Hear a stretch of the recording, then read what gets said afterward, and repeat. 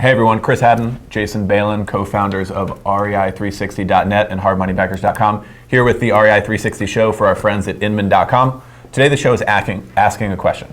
Do you truly know your numbers on your next real estate deal? Because many of the people that we interact with do not. Yeah, it's still surprising to me that we talk to a lot of people and they leave out holding costs, they leave out some of the resale costs, little things like that. So what we're going to do is we're going to go line by line in each one and show you a really quick and easy formula to go through. So if you're on the road, or if you're on in front of, or you're inside a property, or you're at your house and you're looking at your numbers, you know exactly how much you're going to make to the penny on each real estate deal. Check it out right now.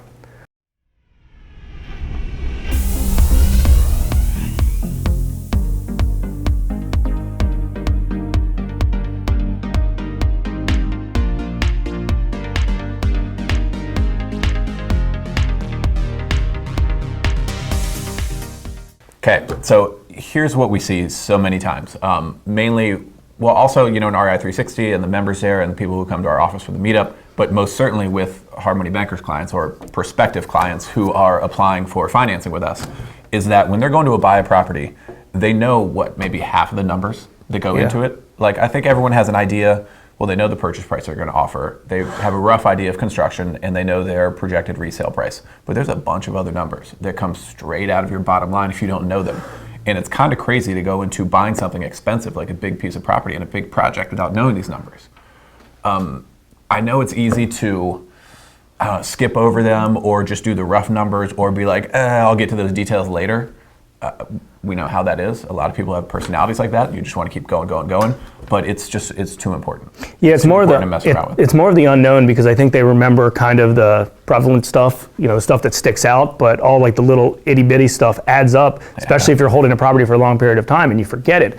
So obviously you have your purchase price, and I got a little example here as well. If you followed us for a while, you know we use $100,000 as a purchase price, $30,000 as your renovation price, and $200,000 as your exit. It's just a real easy number that's very predictable. So assuming you're buying for 100, you renovate for 30, you resell at 200, you're buying it at 65 cents on the dollar minus construction costs. Okay, so the first thing that you need to make sure you fully understand is the purchase cost. That magic number is 5%. Yeah, that may vary, that may be a little bit on the high side sometimes, but it's usually exactly on. And I would use 5% of the acquisition and 5% of the construction costs. So 5% of $130,000 is $6,500. That's the first thing that you need to understand. Hard costs that go into purchasing a property. It doesn't matter if you're getting financing or not. It's 5%, 5%. So if you were buying a property for cash and you're buying it for 100, you think it's going to need about $30,000 in renovations, it's going to cost you $6,500 in cash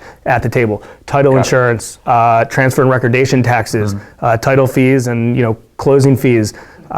We lump in insurance coverage on those. We lump in property taxes. If you're in the state of Maryland, Baltimore City is like 2% property tax, where Baltimore County and some other areas are only 1%. So it depends on where you live in the country, but sure, 5% is where you need to be at. Got it. That's the first magic number. Cool. What do we have next? All right, so the one thing is the financing side. So if you are getting financing, typically you want to take in consideration about 10%. If you're using a private lender, a hard money lender, it may be slightly less if you're getting a bank loan, but it's 10%. So it's 5% typically, kind of on the front end, related to points, maybe attorney legal fees, some other miscellaneous stuff. 5% there, and then 5% holding costs, assuming you're holding the deal for 3, 4, 5 months. Comes out to about that. So the 10%, which we can circle back to later, the 5% plus the 5%, the 10%, which comes out to, $13,000, that covers all the financing costs on the deal. And if you buy all your properties in cash, disregard that. But most investors that we work with are leveraging up. What's the point of buying all your properties in cash when you can lever it up and use your cash for other purposes? Yep. Yeah, no, that's definitely a thing that a lot of investors do get to after they do X amount of deals and find that they have cash going into this acquisition, into this construction, and they run short, and then they come to private sources. So that's just part of the learning curve. Yeah, so right now, between that, you're at 136.5 plus 13, so whatever that math is, about 140 grand. So far. Cool. So after that, holding costs. Everyone always forgets holding costs. Don't you have water bills? Don't you have electric bills? Don't you have gas bills? miscellaneous stuff. You're prepaying your insurance up front typically, but if you go over the time frame, maybe there's a different additional insurance cost. There could be additional property taxes. Whatever the case is. Yeah, holding costs that aren't financing. Holding costs is probably one thing out of everybody that they just completely forget about that. And holding costs usually represent pretty close to about 2% of the transaction. In this case, $2,600, right? So make sure you have that. It's going to cost a few $100 every month to hold that thing. So make sure that's in taken in consideration into your deal. And then lastly, you have resale costs, right? Resale costs aren't just realtor fees.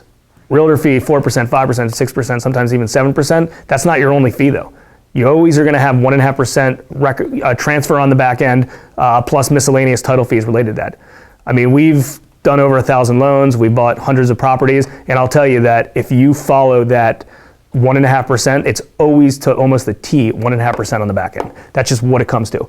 So a lot of the stuff that we're selling is about 4%, I would say industry average for real estate investors that are doing multiple transactions with the same realtor over and over, they're getting at 5%. So I like to use the number 6.5%. And that 6.5%, remember, is based off of the after repair value, your resale, right? So that's based off of $200,000. So that's probably the second most forgotten set of costs. Sure. Holding costs would be number one, and then your resale costs would be number two. People all the time don't take that into consideration. Yeah. Yep, exactly. So that's obviously important, and you need to make sure you have all that set up. Okay, so let's just do the math. If we add all of this up, right here, it comes out to $165,000. Right, $165,000 is great considering you sold it for $200,000. Your all-in number. 165 is your all-in number. You're making $35,000 profit on that deal. Now, there's a few unknowns that can fall into these other places like seller subsidy, which is a big thing right now. That's usually, we actually usually change that 6.5% on the back end to 9.5% on the back end because most of the deals we're involved in, we see seller subsidy about 3.5%. I did leave that out, but I do want you to kind of make that clear. So as of right now, that thing's $35,000 flip. And what's our rule of thumb for for everybody? I'm gonna even ask the studio audience just to see if they know. What is the percentage that we try to make for every dollar that we invest in a deal? So profit target. It's our profit target based off our all-in cost when you flip a property. 15 to 20 for every $100,000. That's accurate. So for every $150,000 that you're in a deal on, it doesn't matter if it's your own cash or somebody else's cash, you want to make about 20% on that money profit split. And that's what we did here, right? We were in this for about $150,000 or so, and we're making $35,000 profit. That's why this is the ideal scenario. if you can find it related to that. Cool. Now, what are some resources? Because I know we have some free stuff that we built where people can run through these numbers. So they don't want to make a spreadsheet, or they don't have the right. Yeah. So you can check out rei360.net. Obviously, we have our built-in deal tracker, deal analyzers, everything related to that. You can do that on your mobile device. You pull it up, and you can either do it the hard way and go through every line item line by line, and it's going to tell you exactly that your purchase costs are 5%, your finance costs are 5%, your selling costs are 6.5%. You can do it the hard way and do each line item because there's about 50 line items throughout a transaction, or you can just guesstimate on it and base it off of those numbers, and it'll come out to the exact same thing. I promise you, we've been involved in a ton of deals, and they all equal the exact same. So that's the easy way to do it. 5%, 5%, 5%. 2.5%, no, 2%, 5%, maybe I'm missing one, whatever it is, follow this formula. We've done a bunch of blog posts and some videos related to this before, so we will post them below this video, so you're able to see it and you're able to follow it along, but that's what we got. And make sure going into all of these deals that you're well prepared and you know exactly what you're doing with these. These numbers don't lie, so if you're buying a property at $100,000 and it needs $60,000 in renovations and it's worth $200,000, well, guess what? You're making zero on that thing now. Right, and we see it all the time. So be careful on it, work your numbers properly, use those estimates as shortcuts, especially up front. If you just want to run through it quick and dirty and get down to that bottom line figure, see if it's going to hit that 20% target or not, so it'll work or not, and be disciplined about it too. And be something that people gain as they go through a few deals is the discipline to say no to an acquisition that newbies don't have. Newbies, they get emotionally involved with it and they want to buy it even if the numbers don't work. And obviously, that's not a good idea. A deal works or it doesn't. There's no sort of works. It either works, it either we'll fits, make it work. or it doesn't fit. Those are the options. I'll keep it simple for you. Good stuff, guys. Thanks for checking it out. Chris and Jason with the REI 360 show, and we'll see you next time.